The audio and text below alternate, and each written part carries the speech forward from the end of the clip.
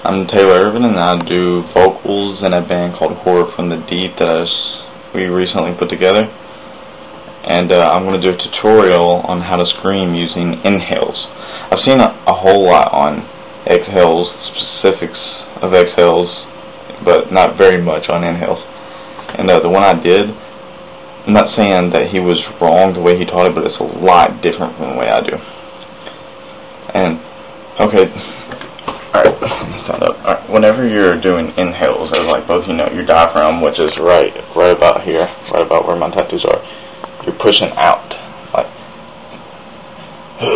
you're pushing out really hard. And the inhales, a lot of times, I'm bringing up everything, my diaphragm, pushing up, and I'm bringing it to my chest. So when you're learning how to inhale, or you're practicing, like the first thing you probably need to do is just the way you intake air.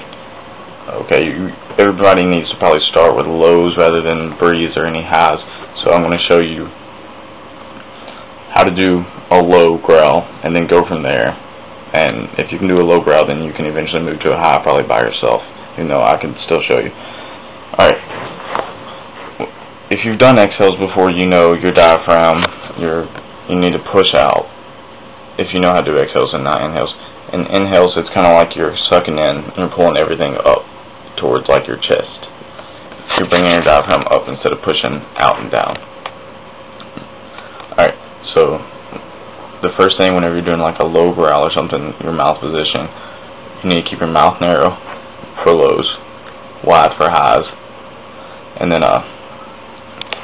your tongue needs to be kind of brought towards the back of your mouth. The back of your tongue needs to come up towards the top. And then you just need to inhale like, or slower than that, just barely.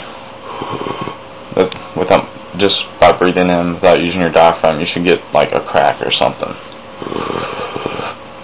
Alright, now you want to bring your diaphragm up and see it's starting to turn into a growl. Alright, then and eventually you keep working on it, you should get to a growl. Just bring your tongue to the back, bring your diaphragm up, and it should sound something like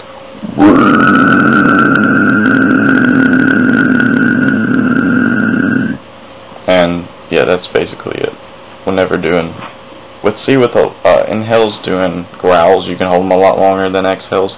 That's the only thing they're really good for, that and breathes and pick squeals, but words don't really come out too great with inhales, so it's harder to do that, but it is significant to know how to inhale to an extent. If you hate inhales, it's probably because you can't do it, because you can't just say they're pointless, because they're not pointless, because nobody can growl longer than me exhaling whenever I inhale. And that's probably anybody, though. You can hold an inhale a lot longer than you can to exhale, period.